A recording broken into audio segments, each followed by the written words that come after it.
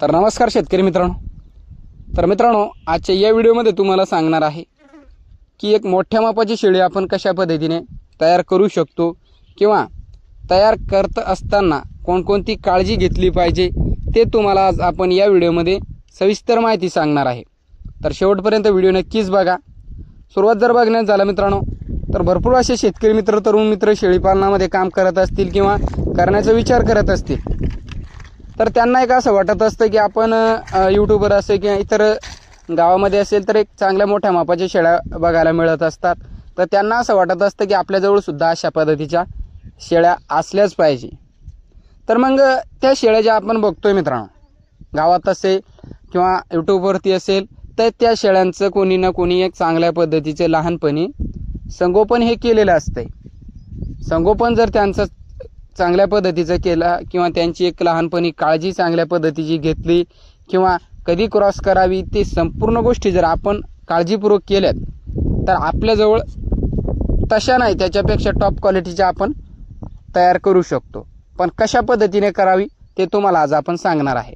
सुरुवात म्हणजे मित्रांनो, पाट तयार करत असताना एकतर तुम्ही आपल्याजवळ लहान एक सर्वसाधारण शेळ्या असतील आपल्याजवळ किंवा असेल किंवा नसेल, काही मित्र खांडामध्ये सुद्धा काम करत असतात.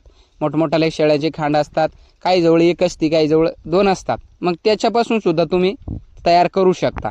तयार करण्यासाठी काय नाही, ज्या टायमाला आपली शेळ्यांची एक डिलिव्हरी होत असते, म्हणजे ज्या टायमाला आपली शेळी वेत असते किंवा डिलिव्हरी होत असते, तर त्या टायमाला जर ती शेळी दोन्ही पाठी देत असेल तरी बेस्ट आहे आणि पाठबोकड देत असेल तरी बेस्ट आहे. आणि जर दोन्ही बोकड दिलेत मग तुम्ही करू शकत नाही. पण ज्या टायमाला तुमची शेळी एक पाठ देत असेल आणि तुम्हाला वाटतं की आता एक चांगल्या कलरची किंवा चांगल्या पद्धतीची आता पाठ आपल्याला एक याला बनवायचं आहे आणि तुम्हाला तयार करण्याची इच्छा असेल, तर मग सुरुवात ती पाठ जी आहे त्याला तुम्ही चांगल्या पद्धतीचं दूध पाजू शकता. वेळोवेळी त्याचं एक जंतनाशक, त्याला लिव्हर टॉनिक, संपूर्ण गोष्टी, खुराक, त्याला संपूर्ण गोष्टी हे चांगल्या पद्धतीचे द्या लहानपणापासून.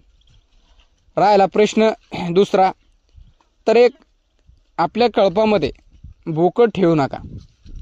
एकही असेल शेळी तुमच्याजवळ, दोन असेल तर आपली पाठ किंवा शेळी ती हुकून चुकून दुसऱ्याच्या खांडामध्ये जाऊ देऊ नका. बायचानं जर पाठ हेटवरती आली तर क्रॉस तिथं होत असते, तर क्रॉस आपल्याला करायची नाही. कधी कधी 4-5 महिन्यामध्ये पाठ लागवड होत असते, कधी कधी त्याच्या आत सुद्धा कधी लागते.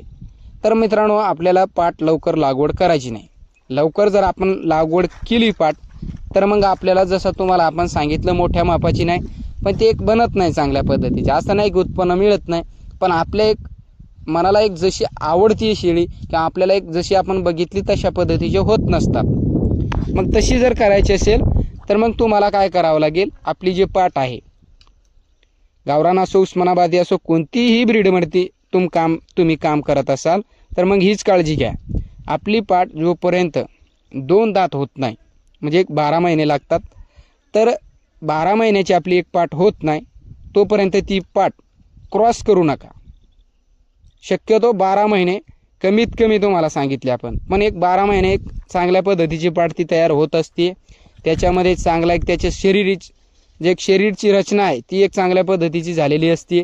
त्याच्यानंतर जर आपण ती पाट क्रॉस केली तर सुरुवातीला तुम्हाला एक पिल्ले नाही तर ती काही वेळेस 2 सुद्धा देत असते, जर चांगल्या पद्धतीची ती झाली तर.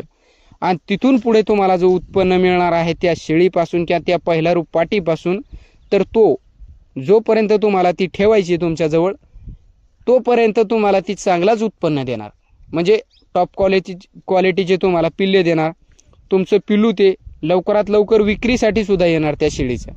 तर काय मित्रांनो, त्या शेळीला सुरुवातीला जर आपण ही काळजी आपण संपूर्ण घेतली तर काय होतंय, त्याला एक दूध चांगल्या पद्धतीचे येत असते. मोठी शेळी असली की दूध त्याला चांगलं होतंय आणि दूध चांगलं आल्याच्या नंतर ते पिल्लूची वजन वाढ, पिल्लूंची क्वालिटी ते त्याच्यावरती डिपेंड असते. आणि बाय चान्स जर तुम्हाला ती शेळी काही अडचण तुम्हाला आली तर ती शेळी तुम्हाला पैसा सुद्धा चांगल्या पद्धतीचा देऊन जात असते. तर हे असतंय मित्रांनो, लहानपणी जर आपण त्याचा संगोपन चांगल्या पद्धतीचा केला तर अशा एक पद्धतीची आपण तुम्हाला तुमच्या मनाला आवडते तशी तुम्ही शेळी स्वतः घरगुती एक तयार करू शकता, काय हरकत नाही त्याच्यामध्ये. तर मित्रांनो, ज्या मित्रांना कोणाला मोठ्या मापाची शेळी तयार करायची असेल किंवा करण्याची इच्छा असेल तर त्या मित्रापर्यंत आपला व्हिडिओ हा नक्कीच शेअर करा.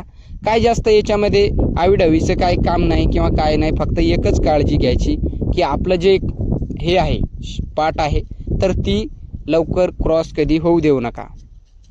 तर तेवढ्यावरतीच आपलं संपूर्ण एक मोठ्या मापाची शेळी तयार होत असते. चला भेटूया एक अशाच व्हिडिओसोबत. व्हिडिओ पाहिल्याबद्दल धन्यवाद.